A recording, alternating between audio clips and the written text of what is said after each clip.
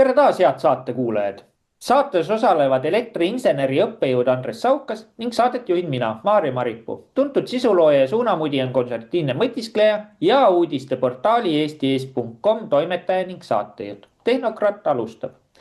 Eelmine saade Tehnokrat 32 võeti hästi vastu. Samuti laekus palju küsimusi energeetika kohta nii Eestist kui mujalt. Jätkame tehnokraatlike teemadega, nii et täna siis sellised küsimused.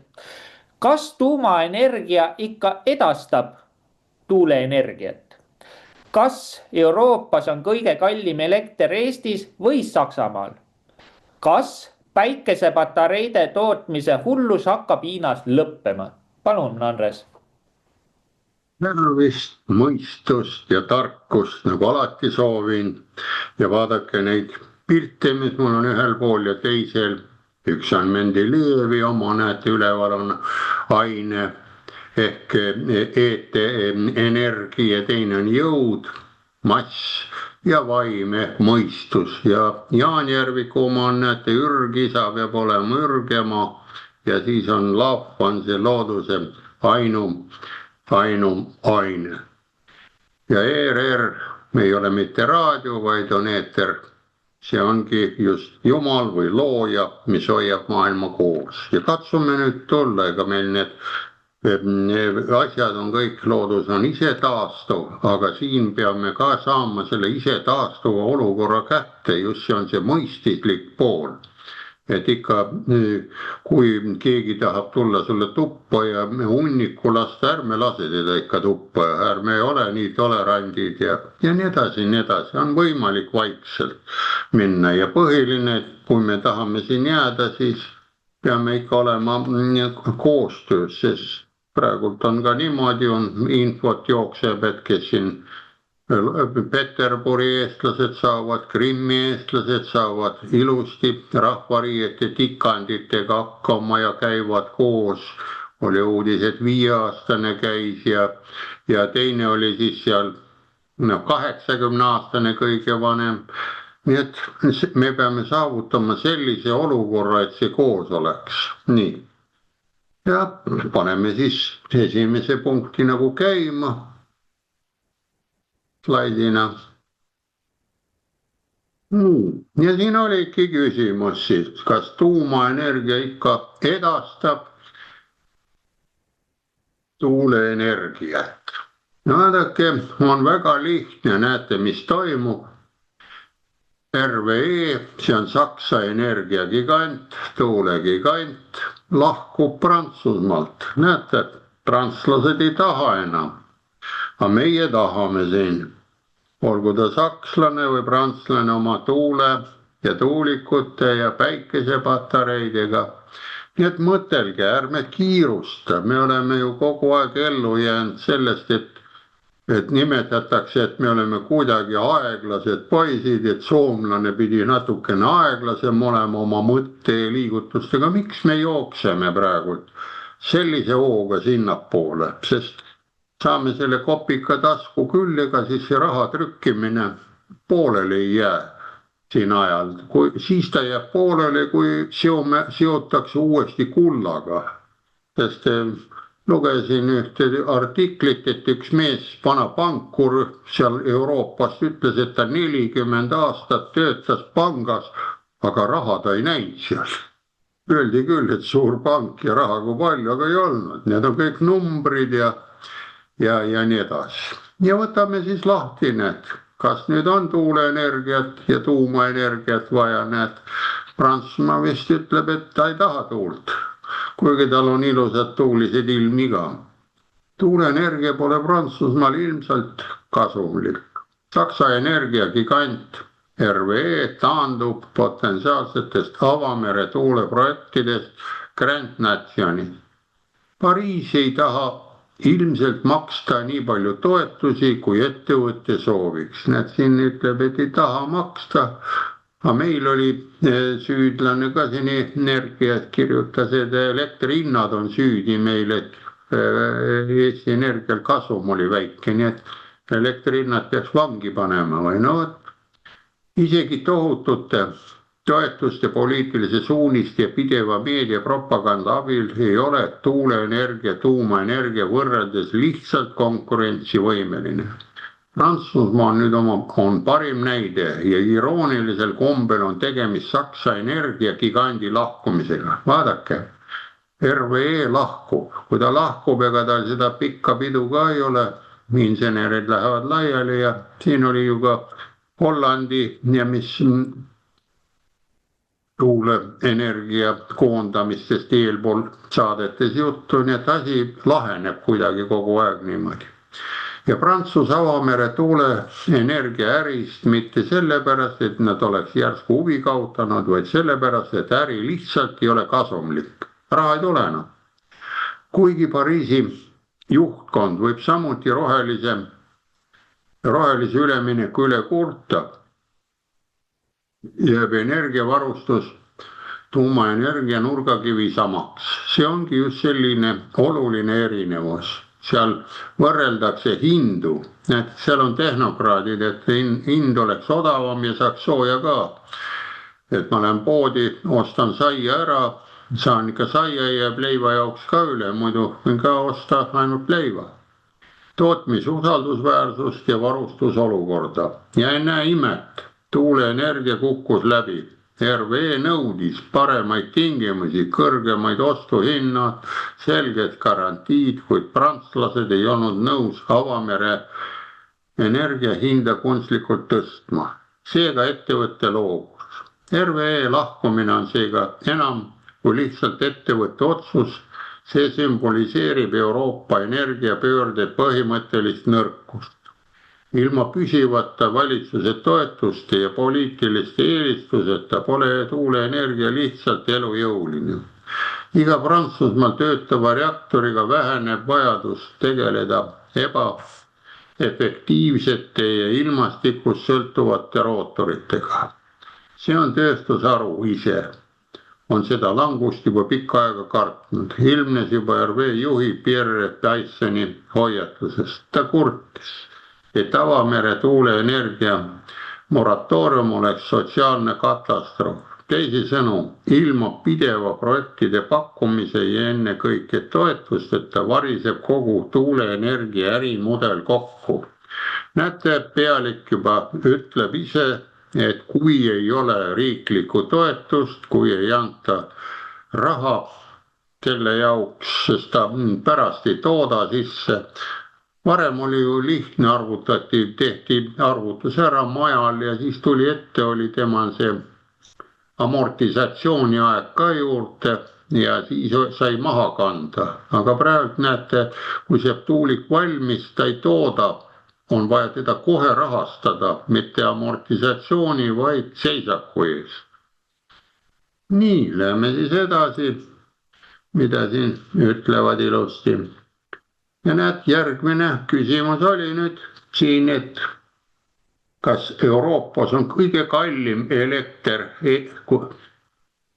kas Euroopas on kõige kallim elekter Eestis või Saksamaal? Mis te ise arvate, kui me siin natukene vestleme teemal praegu, kui Saksamaa on tuuleenergia ja istub ainult päikesepaneelide otsas ja tal on vaja, nagu eelmine saade oli, 71 gaasielektrijaama veel ehitada. Vaatame, võtame siin siis kõik numbrid ette jälle. Kusagil mujal ei maksa eramajapidamised elektri eest nii palju kui Saksamaal. Kuigi isegi kõrge hinnaga Šveits on odavam, peavad Saksa tarbijad maksma rekordilisi hindu. Ja seda on nad teinud aastaid. Pilk põhjustele, toetustele, miljarditesse ulatuvuste varjatud kuludele ja föderaalse auditiameti hoiatustele paljastab kibeda tõe. Rohepunane, näete siin ütleb ilusti, ja ökosotsialistlik energia üleminek on ja saab ka edaspidi kõigile kättesaamatuks. Ja Guido Grant kommenteerib, kusagil Euroopas ei maksa eramajapidamised elektri eest nii palju kui Saksamaa. Seda kinnitab sõltumatu leibkondade energia hinnaindeks, mis uurib regulaarselt keskmisi lõpptarbijate hindu 33 Euroopa pealinnas. Ja seega oli keskmine hind selles riigis, vaadake kui väike ta on siin, või suur. 2025. aastal augustis oli 41,19 senti kilovatt-tunni eest maksate. See on pool eurot. Saate, kui kulutate ja siis näete ise, kas te tarbite seda ja on nagu kuuldused, et ainult hoitakse külmkapp sees. Inimesed elavad ja proovivad kuidagi laadida oma mobiiltelefoni ja nii edasi, nii edasi. Selge tippväärtus, see tähendab, et Saksa tarbijad pidid oma taskutes veel sügavamale kaevama, kuid nende naabrid Šveitsis, kes olid teisel kohal hinnaga 36,44 senti.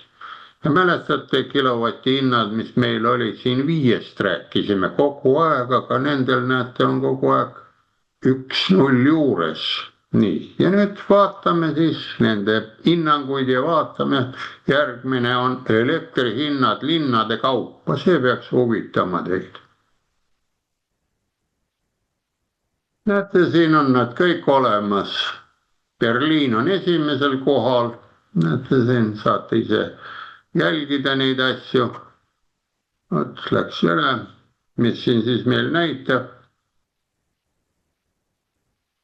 Bern, Šveits, Brüssel, Rooma, Viin, Luksemburg, Pariis, näed, Lissabon. Näete, Tallinn on ka Eestis, siin oli, näete, ta on ka keskmine võetud siin börsihinnad, ma ei tea, kus see on, aga need andmed on otse sealt. See report 24. Näete, Helsingis on 19 ka, et ei ole ja jõuame huvitavat lugu, näete Ungari, kus tuumajaam töötab, on 10 senti, Belgrad 11, Oslas 12 senti keskmine, aga näed Kiiev, Ukraina on 9 senti. Nii et seal voolu küll, aga nagu praegu räägivad uudised, pole seal voolu sugugi. Need on nüüd andmed, mida võite vaadata, aga ta on just sellesama, see peatlen korraks tagasi, siit näete report 24 news, 1. oktoobri uudis on see. Nii, ja siis, mis siis edasi ütleb, et Saksamaa on elektrihindade püsiv liider. Saksamaa hoidis kurikuulsat Euroopa kallima elektririigi tiitlit juba ammu enne 25. aasta augustit. Saksamaa rekordhindade põhjused on keerulised, meil on sama keerulised praegu. Lisaks tegelikele hankekuludele lisanduvad arvukad maksud, need elektrimaks on neil eraldi veel, käibemaks, lisatasud ja tollimaksud. Vaata toll ka meil, kui praegult hakkame siin möllama natukene, soomlane võib ju tollimaksu peale panna. Sest siin uudised, mis olid, et 50-aastane gaasiostumüügileping lõpetati Venemaaga ära, nii et tal on ka tekivad raskused, ta peab siis sealt Norraga kuidagi hakkama saama. Ja kas tal jääb siis ütleme kaablisse midagi anda siia Eesti poole peal, nii et kui tahate, saate mingi tollimaksuga või muu maksuga. Ma arvan, et meie pool Soomele tuumajaamadega riigile, Olkiluoto ja Loviisa omadele vastu ei saa, ei anna. Eriti olulised on näete võrgutasud, mida kogutakse elektrivõrkude hoolduse ja laiendamise rahastamiseks. No meil on ka tulevad võrgutasud ka juurde siin. Proua Rosimannus Euroopast ütles, et on vaja 2 korda rohkem raha seal saada ja võrgud on 40 aastat vanad ehk roostes, nii et tuleb ju uued ehitada ja veel nutikamaks teha. Võt oli see Pinge 2025 konverents, võite seda ka vaadata eespoolt ERR-ist, leiate üles. See on ja tuhanded miljardid ainuüksi võrgu laiendamiseks on vaja, näed. Saksamaa tööstus- ja kaubanduskoja hiljutise uuringu kohaselt läheb see ainuüksi järgmise 24 aasta jooksul maksma 1,2 triljonit eurot. Kõva lugu.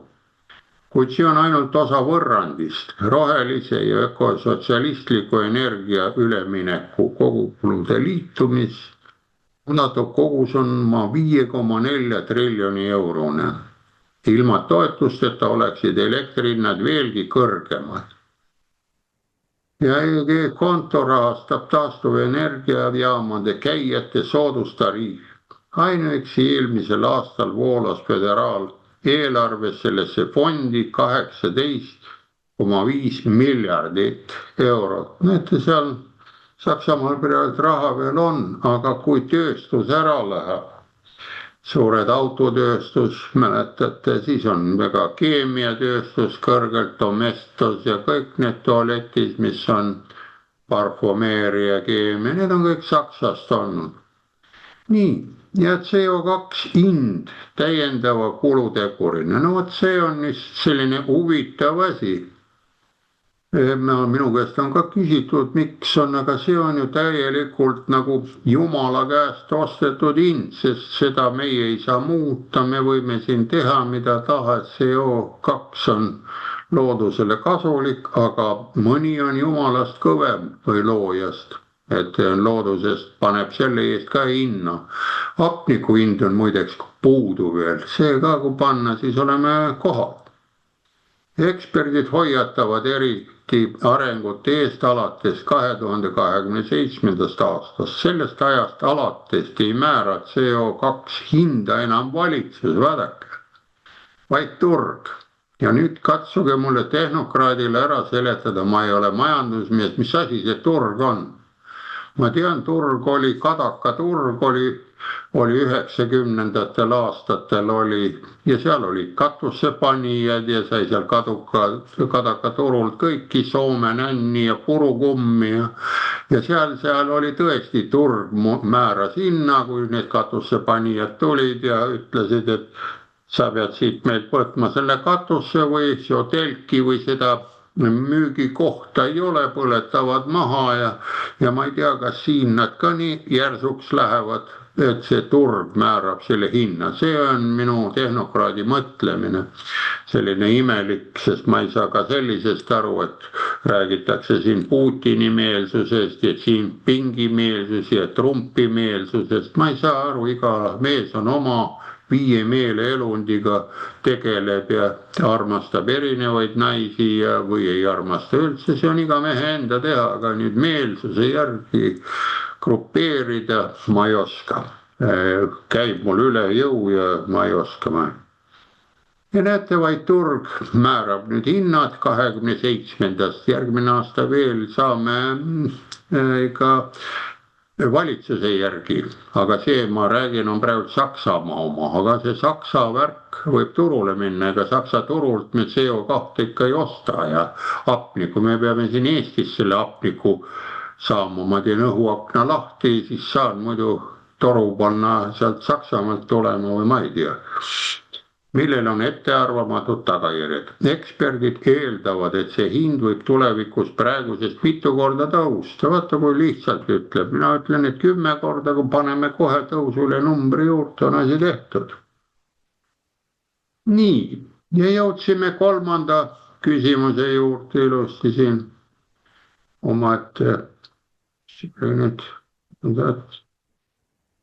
Mis siin oli? Aha, see oli nüüd sellest, et kas Peking päikesepatareide paneelide tootmise hulluba hakkab Hiinas lõppema. Vot seda tasub nüüd vaadata ja kuulata, sest sealt tulevad kõik need paneelid, patareid, sokid, saapad, autod, tagavaraosad, kogu see liitiumi ja muude materjalide ja tehnovõrkude inverteri ja siin oli üle-eelmises või ei, eelmises saates oli juttu ka sellest, et et vastus oli, et millised need kauglugemismõõtjad tulevad, et nendega saab välja lülitada, aga hiinlane saab ka sealtpoolt välja lülitada, kui ta oma Beidou, mitte GPS-i ühenduse teeb, et ta saab ka satelliidi pealt välja lülitada mingid vooluvõrgud ja suhelda sinuga, kui tahab, või suuremate veekidega. Nii et pealkiri on, näete, fotogalvaaniline hullus, miks Peking nüüd hädapidurit tõmbab. Hiina päikeseenergia buum on lõppenud. Saite ka teada? Ma ei usu, et see Jinping nüüd Trumpi kuulas. Nad on suured mehed, nad kätlevad ja mõtlevad nagu oma peaga või kuidas. Praeguseks näib see kõige tsentraalsema plaanimajanduse ekspert olevat aru saanud, et päikeseenergia võimsuse liigne laiendamine on tehniliselt hullumeelne. Selle asemel loodab Peking taas üha enam usaldusväärsetele ja tavaväärsetele elektrijaamadele. Nüüd lihtne läheb tagasi. Meil oli ka, mäletate, siin oli jutt oli ka, et lõhkuge need kodused ahjud välja oma majades, kellel veel on antiraha, et panevad mingi kaablikütte või laekütte oli kõigepealt, mäletan 30 aastat ja see oli õudne, kui laest tuleb sul see soojus vasta pealage, pealael ei ole seda lihaskattet, istud mütsiga, jalad on sul laua all, jalad külmetavad, õlad põlevad ülevalt see kiirgus ja infrakiirgus, et see lõpetati ära, et jalad peavad soojas olema, siis põrandakütte jääti. Muidu oli see variant oli ka, et seinad ja kõik panäravad, täielikult istud elektriahjus. Nii, aga õnneks see läks ära, see hullus ja lollus. Aga ärimehed muutsid ringi ja läks. Näete, ükski teine riik pole viimastel aastatel ehitanud rohkem päikesepaneeli kui Hiina. Terved maastikud on kaetud päikesepaneelidega, terved provintsid on muudetud päikeseenergiatehasteks. Aga nüüd üllatus, hiinlased räägivad endast, aga arvestage, siin peaks vist Hiina asju ka olema. Teatab isegi Hiina Rahvavabariik, aitab küll.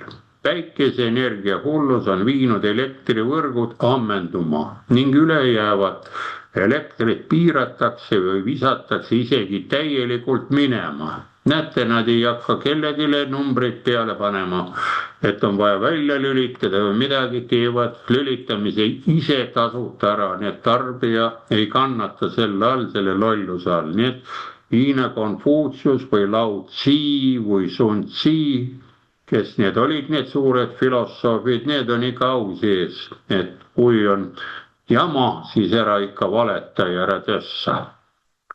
Ja näete, on minema ja samal ajal kui Euroopa naudib endiselt päikeseenergia hoogu, tõmbab Peking hädapidurit. Sotsialistlik plaanimajandus on ka siin oma piire ületamas. Ühelt poolt teatas Hiina ainuüksi 24. aastal rekordilisest päikeseenergia kasvust. Näete, kui suur number on. Siin oli Euroopas oli mingi 20 ja sedasi on, need 277 gigavatti. Rohkem kui kogu Euroopa Liit on kunagi saavutanud.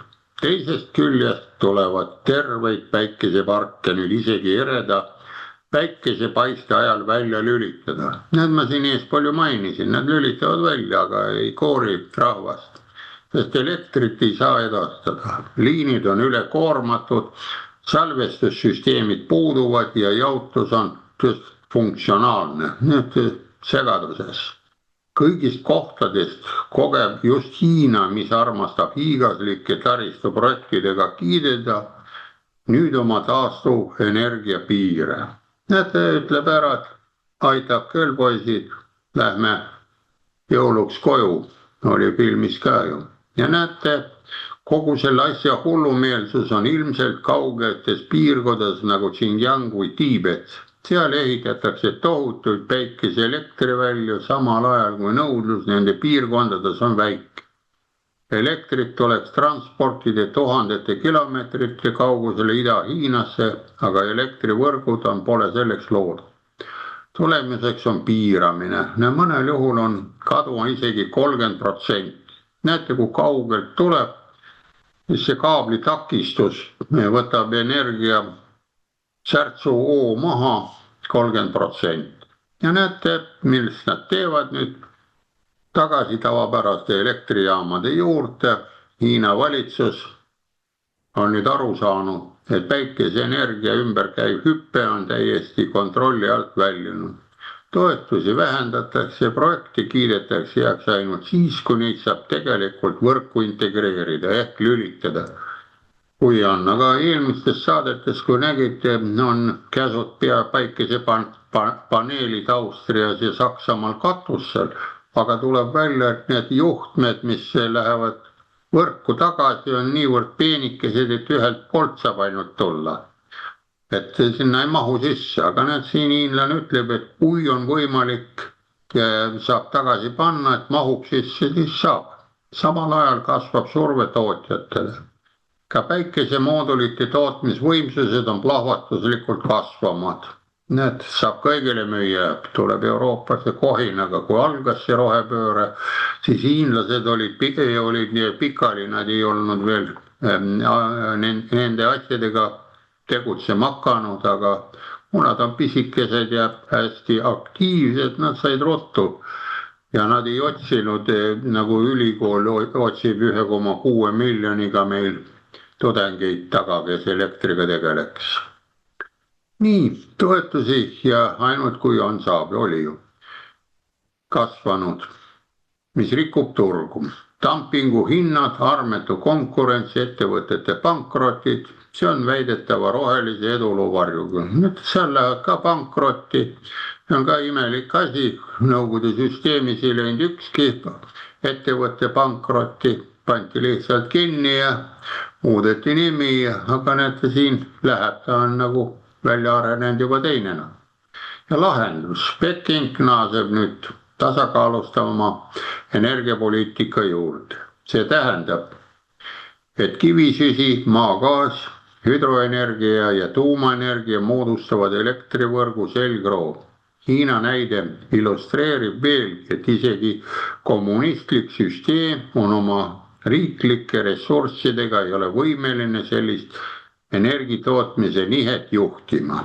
Kuidas peaks siis lääs saavutama selle utoopilise energiapöörde, kui see on juba viib ülikõrgete elektrihindade, kasvava varustuskindluse, puudumise ja toetustest sõltuva zombimajanduseni. Vaadaku, kui hea ütlus oli siin nüüd, et on olemas zombimajandus ka selles asjas juures. Ja tuleme suurele pildile, näete, väga hea selline põhjendus jälle, et on ka trombipoolne olemas mõttemallid. Toodame neid, paneme kinni ja võin teile öelda väga lihtsa, näete need 3 asja, mateeria, energia, vaim. Sest mis oled maa peal teinud, plastmasspudeli või metalli asja, selle saab uuesti taastada tagurpidi protsessiga. Ta ei ole, ütleme nii, ohtlik jäätmeks, ta jääb, aga ohtliku keskkonnas tehakse nad ka kõik ringi. On olemas eraldi kabiinid ja on võimalik kõik need asjad tagurpidi uuesti teha. Aga kui ei ole esimest otsa ka olemas koolis, et keemia ja füüsika on mingi protsessi läbinud, ei tohi lastele õpetada, siis ei ole mõtet rääkida, saab ainult neid hirmutada, et need on taastamatud ja mõttetud asjad, et ei saa tagasi teha. Nii et, mis sa arvad sellest Hiina ja muud asjadest? Aitäh sulle, Andres. No, rohepööre on minu jaoks on kliimakommunism ja kõige pullim on see, et ta ei ole ju jätkusuutlik, et sa pead talle peale maksma ja samamoodi nagu NSV Liidugagi oli, et NSV Liidu ülalpidamiseks pidi ka ju Nõukogude Liidule kogu aeg või sellele kommunismile peale maksma. Venemaal oli lahendus see, et või Nõukogude Liidul oli lahendus see, et trükiti kogu aeg rublasi juurde, aga see tõi rubla devalveerumise. ehk siis oli Nõukogude Liidu lagunemine oli vältimatu. täpselt on selle kliimakommunismiga on täpselt sama teema, see on vältimatu, ta lihtsalt laguneb ja nii ta läheb. aga siin oli uudis, oli Margus Tsahkna käis ka Hiina presidenti usutlemas, et ja näpuga vibutamas, et oi-oi-oi, et Hiina peab oma poliitilist suunda muutma. et no minu jaoks on see nagu huumorirubriik, et ma ei kujuta ette, mis nende juhtide peas nüüd toimub, et kui nad suunavad 5% Eesti Vabariigi riigieelarvest siis relvatööstusesse, et see on umbes niimoodi, et kirp paneb omale raudhambad suhu ja läheb siis elevanti korrale kutsuma. aga nii ta paraku on meil. Siinkohal lähme siis küsimustega edasi. Kas roheline energia on must või valge tõde? Kas Euroopas saabuv külm sügis tõstab ka elektri hindu? Miks ikka 120 gigavatti tuule- ja päikeseenergiat ei asenda baaselektrit? Palun, Andres. Hakkame siis uuesti jälle mõistust lammutama või kellele ei lammuta ja proovime nendele kohe vastust hakata panema. Võtame slaidid lahti, on lihtsam, sest siin oligi nagu eelmine, sina ütlesid siin, et see on selline kole värk Nõukogude värgiga, et rubla laguneb ära, aga see euro on ju sama minekul. Kui seda toetada juttu, siis ma võin öelda, et minu kuupalk Nõukogude ajal inseneri kuupalk oli 1 euro ainult. Sest see võeti ära, kui me läksime, oli 10 krooni, seda Eesti krooni ja 150 rubla sain palka ja sellega sai siis olla. Aga kui ta hakkas lahti minema, siis oli sahinaga ära ja oli igase suunnikutega neid. Nii. Ma tahaks veel vahel öelda, et minu meelest see rohe- või kliimakommunism on tegelikult veel hullem kommunism, kui see Nõukogude Liidu teema oli. Sellepärast, et Nõukogude Liitu maksustati ja hoiti üleval, siis vähemalt inimesed elasid ju hästi, on ju. Aga kliimakommunismiga on kõigil väga sitt olla. Ja see ongi, see vahe oli sellepärast, kui oli sul see palk ära, elasid ära ja 2 korda said ju palka. Üks oli avansipäev 2 nädala tagant ja palgapäev ja teadsid ära, et see väike üür, elekter, kõik oli ühes numbris. See oli konstantne, nii nagu aeg, ma räägin, on konstant. Ja vot siis on ja konstant on ju teine ka, kui palju sa ise sööd ja palju sa liigud ja käid ja pidu ja värk ja inimesed olid sõbralikud.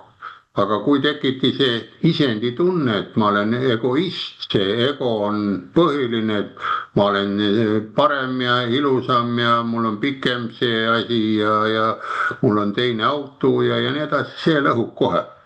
Nii, aga lähme siis asja rohelise juurde, slaidide juurde. Nii, ja siit me näeme siis pealkiri, mis oli siis. Roheline energia, must tõde. No siin juba eespool rääkisime. Must tõde on ikka lihtsalt öeldes vale. Valge tõde, see on siis niimoodi, sellega antakse alla, kui on sõjaolukord, tõmmatakse valge lipp mõõga otsa või püssi otsa ja enam ei lasta ja käed üles ja on asi lahendatud. Kõik. Aga näete, mis ütleb, tuuleenergia mürgitab ookeani metsi ja elatusvahendeid. Tehtud. Tuuleenergiat peetakse energia ülemineku sümboliks, puhtaks, roheliseks, jätkusuutliks, kuid selle kuvandi taga peitub tume külg, millest poliitikud ja tööstusharu ise ei taha rääkida. alates mürgistest kemikaalidest Põhja- ja Läänemeres kuni hävinenud ökosüsteemide ja tohutu mõjuni inimestele ja loomadele.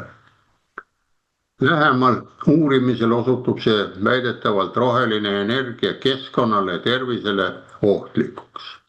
Näete, siin on saates või selles Report 24 on teine selline hea kommentaator Guido Granti, kes uurib põhjalikult materjale enne kui hakkab kirjutama ja rääkima. Ja näete, ta ütleb, energiapöördeid turustatakse poliitiliselt keskkonnasõbralikena.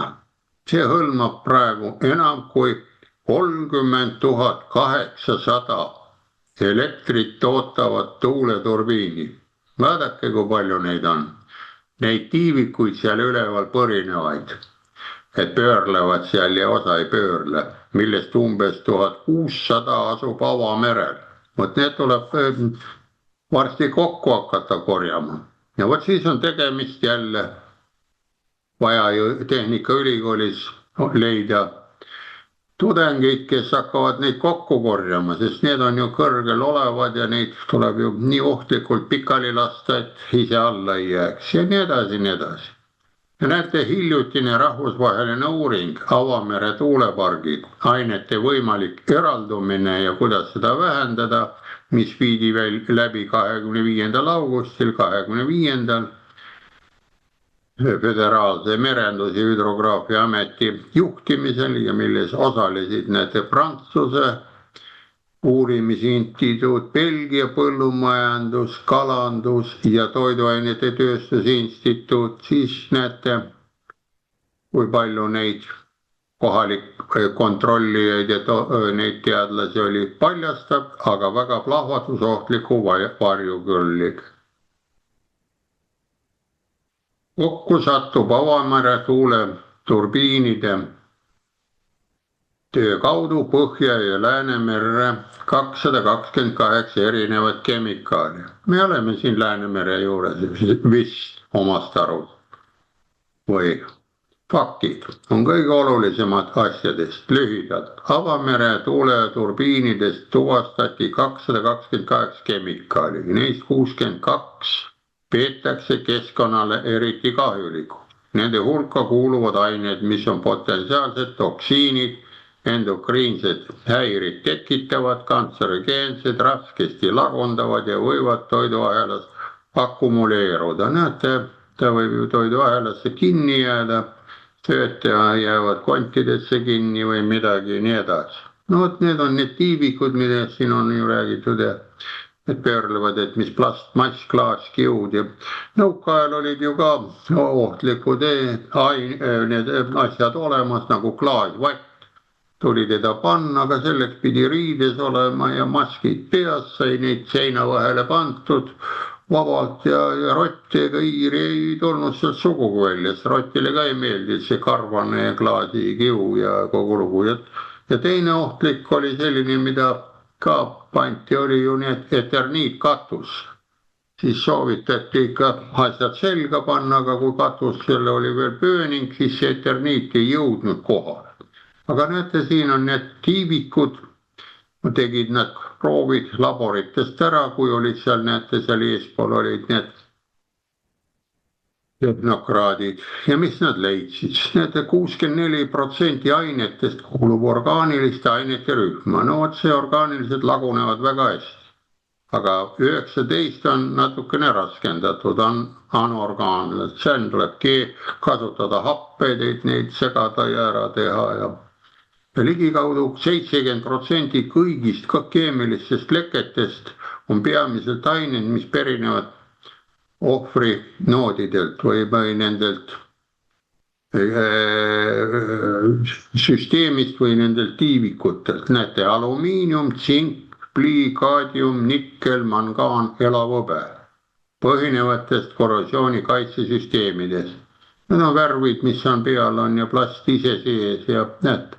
Nende lagunemise aja jooksul satuvad kemikaalid ookeani. No et kui ta nühib seal ära ja kui mõni tiivik katki läheb, ega need tiivikuid keegi viitsi sealt mere põhjast tuukritega välja tuua, ta jääb siin. Nii nagu kaablid ja vanad laevad on siis, ega neid välja ei tõmmata.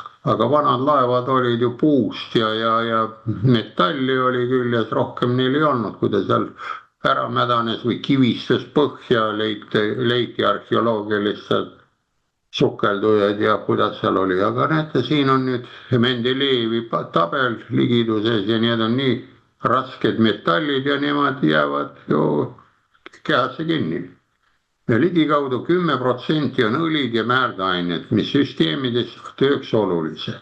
Lisaks võivad keskkonda sattuda jahutusvedelikud ja tulekustutusained. Need on kõik seal üleval seina peal olemas, kui ta murdub see kandel üleval, siis see on nagu, sõidab nagu soojak või vagun sealt alla ja seal on nad sees. Ja kriitika, energia, siire ookeanide arvelt.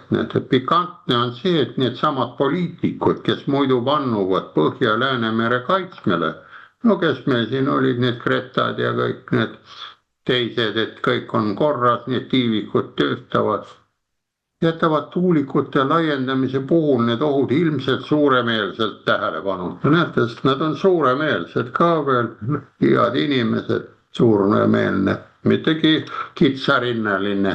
Siia muidugi saaks panna veel sõna laiapõhjaline ka juurde.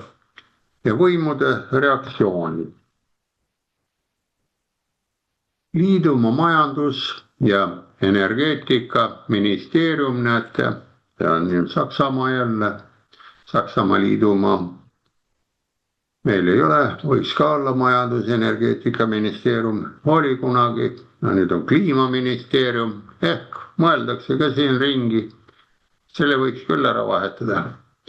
Vähendab selle olulisust, väites, et uuringul ei oleks mingit mõju föderaalvalitsuse laienemise eesmärkidele, kuna Saksamaa on ju rahvusvahelises võitluses pioneer, võrdluspioneer. No Saksamaa alustas, ma olen siin kordunud ühes saates ka lugesin dokumente ette, et esmakordselt rohepööret, seda kokkuhoitud majandust, nõnda nimetatud, mainiti 1980 aastal.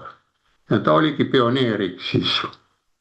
Mina olin ka pioneer ja sõjaväes on ka nüüd pioneerid, nii et see on siis kogu aeg olnud. Ka föderaalne keskkonnaagentuur on mõjudest teadlik. Sellest hoolimata kiireneb laienemine endiselt. Kuid fakt on see, et tuuleturbiinid toodavad aastas umbes 100 kilogrammi erinevate materjalide kulumist. Näete, need on nii suured labad seal kolmearulised ja tihendid ja mis seal on laagrid ja tuleb seda määret seal võllide vahel. Näete, kokku on nad saanud 100 kilogrammi tuleb aastas. Jagame ära, see number võib olla, sest 365 päeva on, et tuleb siin 100-200 grammi päevas, õli ja seda värvi ja siin see nikkel ja koobalt, mis on. See on täitsa arvutatav välja, seda ma usun. Kuna mul matemaatika on nagu sõber rohkem, kui ma üksinda olen, ka rahvast ümber ei ole, siis ma kipun arvutama. Kulumist, pidage meeles, et see on iga turbiini kohta. Et mis on siis puudu? Konkreetsed andmed igal aastal merre sattuvate saasteainete tegeliku koguse kohta. Ei anta andmeid, kui palju kukub. Aga nemad said teada, need tuleb ja mis seal ees oli, mäletate üle 30 000 või palju seal neid oli, neid tuulikuid ja tuleb 100 kilogrammi aastas seda kahjulikku kraami seal, nii et seal tuulikute all võite arvestada, kala enam ei ela. Ja suuremad poisid vaalad, nendest maksa üldse rääkida. Need tahavad ikka sulistada korallides ja kaugemal. Ja näete põhjalik uuring Põhja Läänemere ökoloogilisest tagajärgedest. Ja läbipaistvad uuringud selle kohta, mille määral mõjutavad kalavarusid ja mereorganisme lõpuks ka inimesi. Näete, need on puudu, neid ei anta. Punasega ma kirjutasin, et millised asjad on ära. saasteaineid ei näidata, kui palju, mitu kilo läheb. Me võime rääkida, siin oli suured ja väiksed ja lugege mu huultelt ja need on kõik, aga näete, siin on ju võimalik arvetada välja, sest on arvestatud Norrast, nii et kui lõhe on ja seal nad võrkudes elavad, kui palju seal nad seda kraami võtavad, neid ei tohi välja lasta. Ja näete, siin siis saab veel järgmised punktid, mille peale nad läksid oma arvutustega, näete, Naivi on 40 kilomeetrine päikeseväli ja kuni 7 tuuleturbiini on Naivias, et mida tahab Saksamaa teha. Seal juurde hoolikule. Saksamaa tahab ehitada veel hiiglasliku 40 ruutkilomeetri suuruse fotogalvaanilise elektrijaama koos 600-700 täiendava tuuleturbiiniga. Eesmärk on toota aastas 300 000 tonni rohelist vesinikku ja transportida seda üle 12 000 kilomeetri Saksamaale. Vaadake, siin on neid lugusid, kus tahetakse Marokost seal 5000 kilomeetrit tuua, ära nüüd Naiviast tuua, Saksamaale ehitada 1200 transportida. Mõelge, kui palju kaablit läheb ja ma ei oska seda panna, kas nii palju rauda ja kokku leiab ja kuidas see ära tasub. Need sellised andmed on nagu utopistidel või mina saan aru numbritest, aga kui ei ole matemaatikat koolis õpetatud ja ei tohi õpetada matemaatikat, siis laps laseb nendelt ja nooruk laseb silmad üle, mis see number on siin, 12 ja 3 nulli on järgi, ega see ei ole ju number midagi. Nii ja lähme siis jälle edasi, mis Indias toimub, sama nad on teadnud sellest sama küsimuse all, kas on see roheline energia on must või valge tõde, nad on läinud, näete, mis on Indias toimub. Seal raiuti maha üle 2,6 miljoni puu. Rohelise energia eesmärkide saavutamiseks tuleb päikeseenergia väljadele ja rajamiseks raiuda kuni 36 000 ruutkilomeetrit. Peaaegu Šveitsi riigi suurune ala, tahetakse Indias plats puhtaks teha. Ja edasi laastavad tagajärjed loomadele, lindudele, nad arvutavad kogu aeg, räägivad. Rändpelikanid ja teised linnud vigastavad end, sest nad ajavad päikesepinnad veepindadega segi. Näete, nad mõtlevad, et see päikesepatarei klaas on, et see on nagu merelaine ja meri seal ei loksu, lainet ei ole, paneb põmdi pihtaga, saab löögi ja ongi katki. Imetajad nagu metssead, mustad hirved, kõrbekassid, rebased ja gasellid võitlevad ellujäämise nimel. Vaadake, meil on ka, kui on need metsad ikka maha saetud ja maha võetud, siis räägime, oi, on jälle hundid ja on karud linna vahel jõlkumas, kuhu neil minna on. Nemad ei tule teilt kinnisvara ostma ema väikeste karudega. Tal on seal metsas olla, aga tal ei ole puid seal, tal ei ole selga sügada ja nad on ju ära, sest nad massaažis ei käi, nagu meil siin poliitikud saavad seal ka jõusaalis käia, seal Toompeal pidi olema ju siis. Need karud ei saa, nendel on metsa vaja ja nad ei nutta seal, aga kui võtad ära, siis nad tulevad linna prügikastide ja muude juurde, nii et mõelge. Ja näete, vee tarbimine, palju tahavad päikesepatareid Indias vett, näete. Päikesepaneelide puhastamiseks ja jahutamiseks ainult üksi India 4 piirkonnas vaja umbes 40 miljonit liitrit vett nädalas. Jagage nädal ära 47-ga, siis näete päevas palju läheb. Ja see toimub piirkonnas, mis on niigi kannatab äärmise veepuuduse all.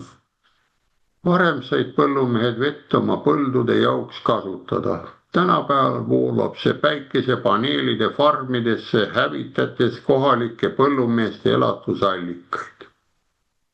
Näete, väga lihtne on sellel värgil siin. No selle tõega saime nüüd ühele poole, kas on must või valge tõde, kui need ülikooli teadlased tegid seal eespool, vaadake üle, ma ei hakka teile ette ütlema, muidu te ei viitsi vaadatagi võib-olla, aga nad on suure töö ära teinud ja näete, et on vaja ikka andmeid saada, palju siis meil seda mürki sisse tuleb kalade ja muudega, mõni seal ikka käib ja nii. Nüüd järgmine küsimus, kas Euroopas saabuv külm sügis tõstab ka elektrihindu? No elektrihinnad on igal pool ju nagu huvi äratavaks punktiks, näete külm sügis, kallis elekter, Euroopa energiapööre on jõudnud süngesse madalseisu, räägib Euroopast, nüüd ei ole Saksamaad üksinda. Elekter muutub taas kallimaks, selle peamised põhjused on elektri tootmise üha suurenev sõltuvus ilmastiku tingimustest ja ennustatud külmalaine. Nii et arvestage, külmalaine on varsti siin ka, detsembri alguseks tavaliselt ikka tuleb. Meil on veel nädal on, 2 võib-olla. Läheneb pimedate periood ja koos sellega kasvab ka elektrikatkestuste oht. Euroopa kogunes pimedal perioodi juba eelmisel koges, juba sai tunda eelmise aasta oktoobris, 24. aastal kuni veebruari 25. No, mõelge, kas meil on ka pimedaid aegu, meil on külma ka vist või. Lisaks oluliselt vähematele päikesepaistelistele tundidele, vaata oluliselt vähenesid. Ka kui palju meil neid päikeselisi tundi talvel on, kui kõva kärepakane päike natuke paistab, aga tuulikud siis seisavad. Siis kõva, aga tuult ei ole, ta kõrgrõhkkond jätab seisma. Selleks oluliselt väiksemate päikesepaistel tundidel oli ka oluliselt vähem tuuliseid päev. Selle tulemuseks olid järsud elektrihinnad. Nüüd kordub kogu asi. Näete, siin on ikka see minu sõna, et aeg on konstantne, loodusseadused ja asi kordub. Samal ajal kui kliimakultuse parteid, vaadake ja kultuse, me oleme siin, enne oli Stalini kultus, nüüd on kliimakultus, vahet ei ole. Parteid jätkavad eduka energiapöörde üle kisamist. Tõusevad elektrihinnad märkimisväärselt, Prantsusmaal tõusis elektrihind novembris enam kui 4%. See on tänane, mis praegu on ulatudes üle 76 euro megavatt-tunni kohta. See on nüüd just tuumajaamaga Prantsusmaal. Saksamaal suurem rohelise ülemineku riigis tõusis samuti praegu peaaegu 4%, ulatudes veidi alla 100 euro. Ka gaasihinnad tõusevad ligikaudu 83%, juures on gaasihoidlad sel hetkel mõistlikult täis, ainult 83%, nad alati olid 100% ju täis, aga ei ostetud. Kuid börsidel kauplejad teavad väga hästi, et niipea kui kütte käivitub, võetakse reservid kasutusele ja mida kauem ilm on ebasoodne, püsib seda kiiremini, nii et gaasivarud ammenduvad. Nädake, siin on ju ohuks sees, et 27% on tünnid veel tühjad, tavaliselt pandi täis ja jäi natuke üle, aga nüüd võib olla, et on kuivale lähevad, kui on selline raske aeg on tuleb. Nii et Euroopa on siin, räägib Euroopast. Ja näete, siin ütleb ilusti, mäng, mis tõenäoliselt lähikuudel kordub, energiaturgude reaalsus paljastab korduvalt rohelise plaanimajanduse illusioone, tuule- ja päikeseenergia usaldusväärseks muutmiseks ei saa seadusi muuta. Ütleme, see on, ei sea seadusi rohelise ideoloogia elevandiluust tornides. Nad ütleb, see on nüüd elevandiluust tornid, nagu nimetab tuulikuid, kus elekter ilmub pistikupesast justkui võluväel, ei mängi faktid ja reaalsus mingit rolli.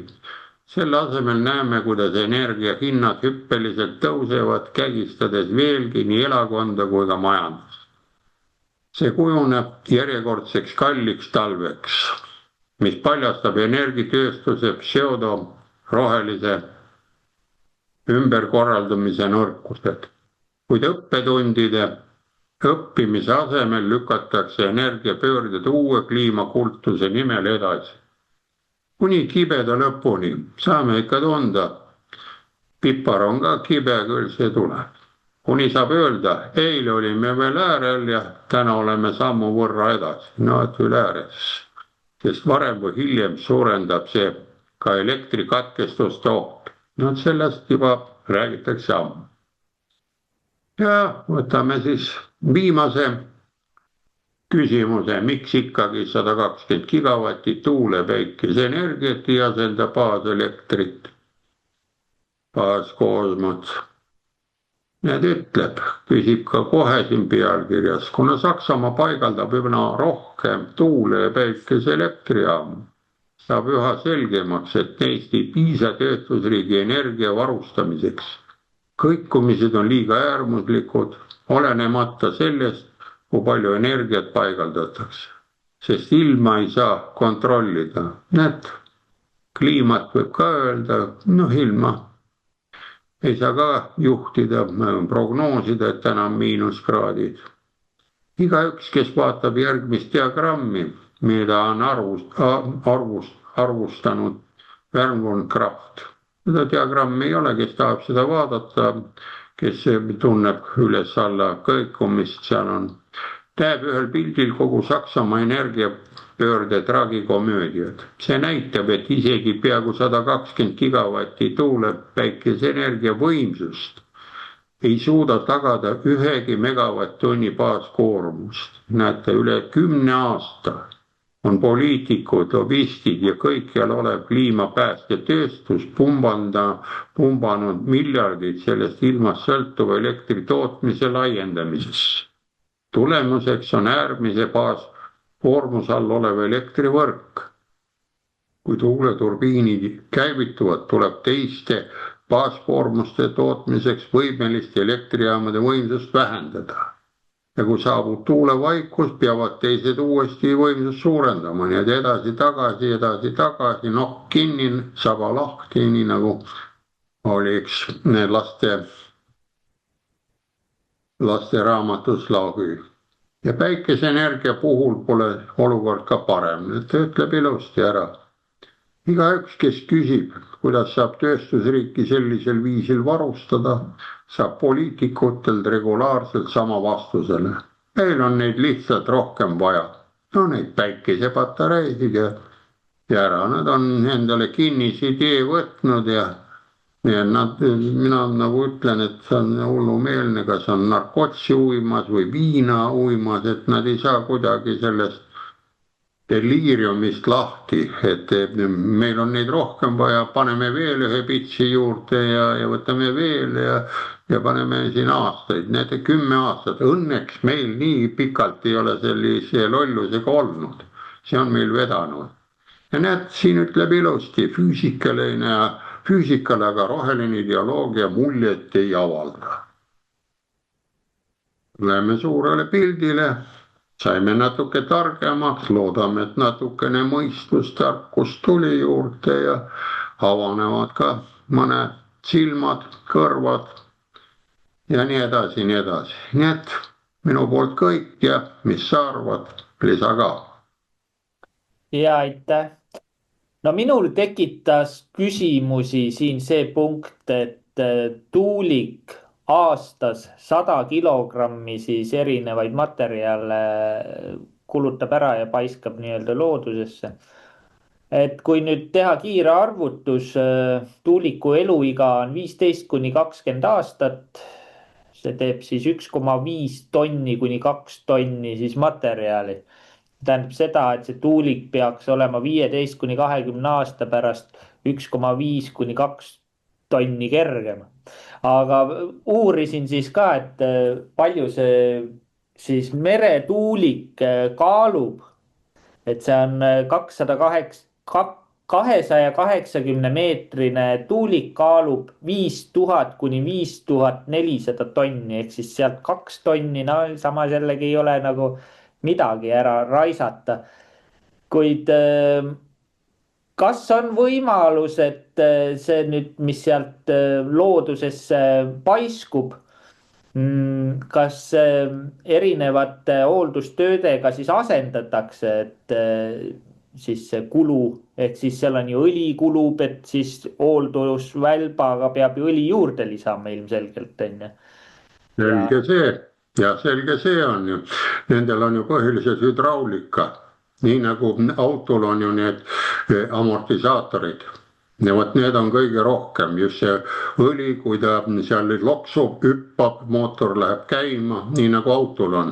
Kontrollitakse ju veermiku kõigepealt, just see, kas on need esimene otsa veermikud või taga, just need ära, et see on hüdraulika osa, see on ära. Teine asi, mis nendel lähevad, on ju sama, on ju need laagrite ja need Simmerlingid, ütleme, lähevad ära, pöörlevad, nad ju pöörlevad, ta ju töötab kogu aeg ju. Ja on kõige hullem ja vot mis siin on küsitud, miks siis neid elektrikke nii palju vaja on.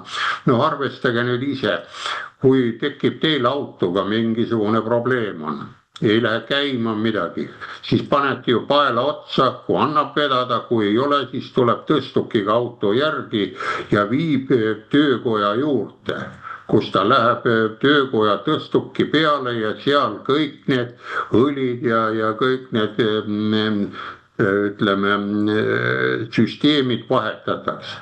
Aga seal on niimoodi, et kui ei saa vahetada ega siis üle ääre ja ega seal ma arvan, et kui see remondimehed seal kohal on, ega nad ei hakka neid ämbritega tagasi tooma, läheb kõik sahinaga niimoodi nagu ütleme Euroopa tänavad on prügi täis ja nii edasi, nii edasi.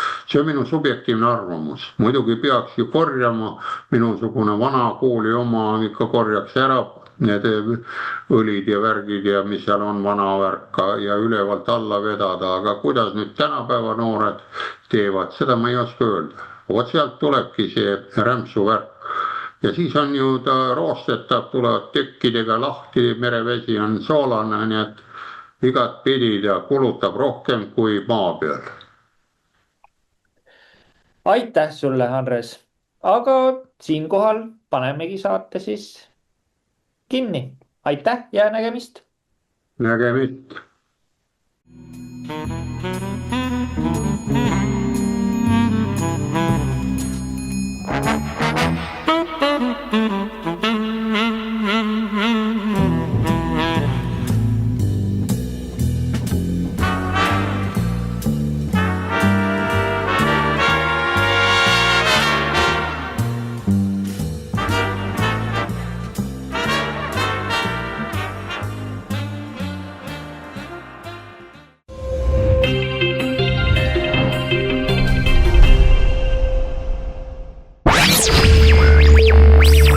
meil on Eestile plaan B.